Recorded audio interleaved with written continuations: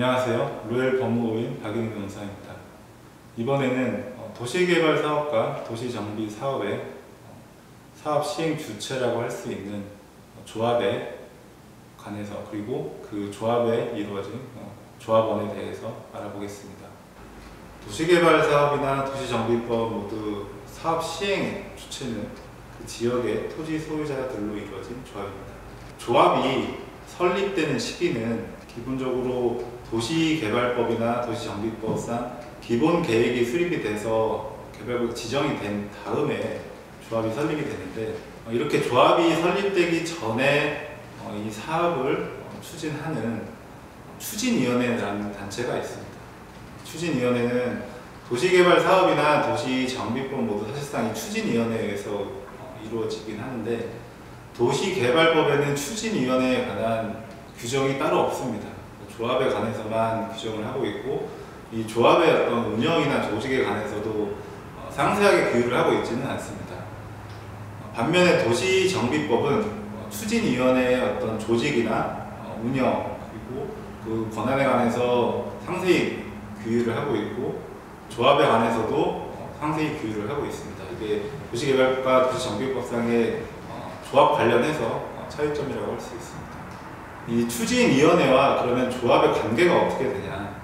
이 추진위원회는 추진위원회에서 했던 사업의 권리 의무가 조합이 설립이 되면 그 조합으로 당연히 승계가 됩니다. 물론 도시정비법에는 추진위원회 권리상 의무가 이 조합에 당연히 승계된다는 규정이 따로 있어서 입법적으로 해결이 되어 있는 상황인데, 도시개발법은 추진위원회에 관한 규정이 없기 때문에 조합이 설립이 되면 조합의 이제 창립총회에서 기존의 추진위원회에서 했던 일에 대해서 추인을 하는 의결을 합니다. 그래서 별도의 의결 행위에 의해서 조합으로 승계가 된다라고 생각하시면 될 것 같습니다.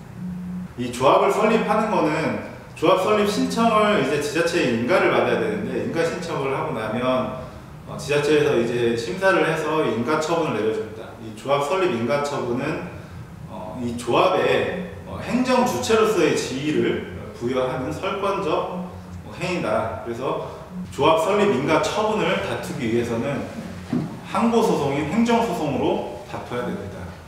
이렇게 조합 설립 인가 처분이 내려지면 이후 조합에서 시행하는 사업에 관해서는 행정청이 시행을 하는 것과 마찬가지이기 때문에 실시계획 인가 계획이나 실시계획이나 한지계획, 사업 시행 계획이나 관리 계획에 관해서 다투려면 행정소송으로 다투어야 됩니다.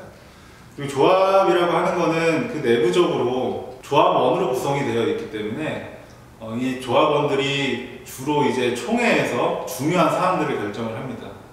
이 조합 총회 의결을 통해서 조합이 어떤 방향으로 나아가는지 정해지고, 그 의결을 다투려고 하는 것은 조합 내부의 문제이기 때문에 민사소송으로 다퉈야 되지만, 조합이 사업 시행의 주체로서 하는 각종 계획이나 처분들은 행정소송으로 다퉈야 된다. 이게 이제 차이점이라고 할 수 있습니다.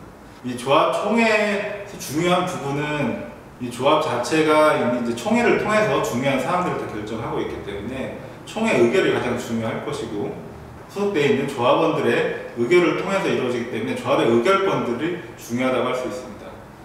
내가 지금 이 토지를 갖고 있는데, 내가 갖고 있는 토지 면적이 다른 조합원이 갖고 있는 토지 면적보다 더 넓다. 그래서 나한테 더 많은 의결권이 있다. 이렇게 볼 수 있는지.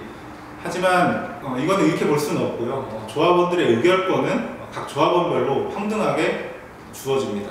그래서 보유하고 있는 토지 면적 관계없이 평등한 의결권을 갖고 있다. 이거는 도시개발법이나 도시정비법 모두 마찬가지입니다. 그러면 한 토지를 여러 명이 소유하고 있는 이 공유 형태의 경우, 이 공유자들 모두 의결권을 갖고 있냐? 그렇지는 않습니다. 이 공유 토지 경우 공유자들은 대표 공유자 한 명을 지정을 해야 되고, 이 대표 공유자 한 명이 의결권을 갖고 있습니다. 물론 이제 예외적으로 집합 건물에 의한 공유 지분은 개별적으로 의결권을 갖고 있고, 다른 조합원의 의결권을 내가 승계하는 것은 가능합니다.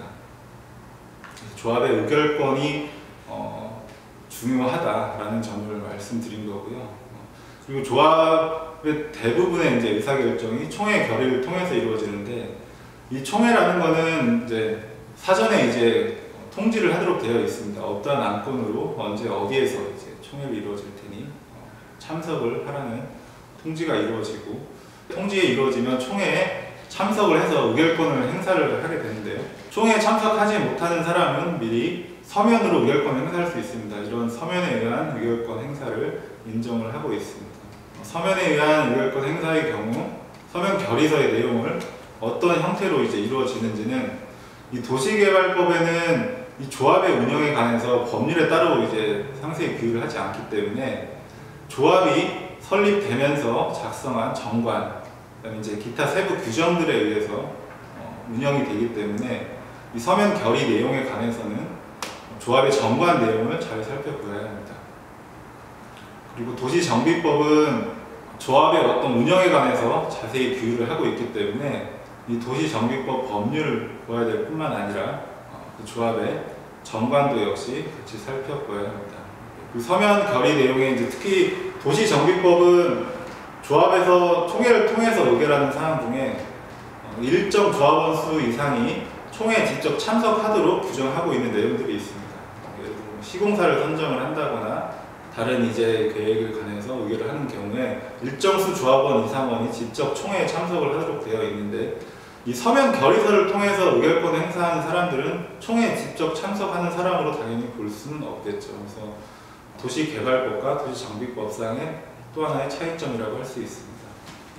네, 이상으로 그 도시조합의 조합과 그 다음에 조합원, 이 조합원에서도 특히 의결권 행사에 관해서 알아봤습니다. 감사합니다.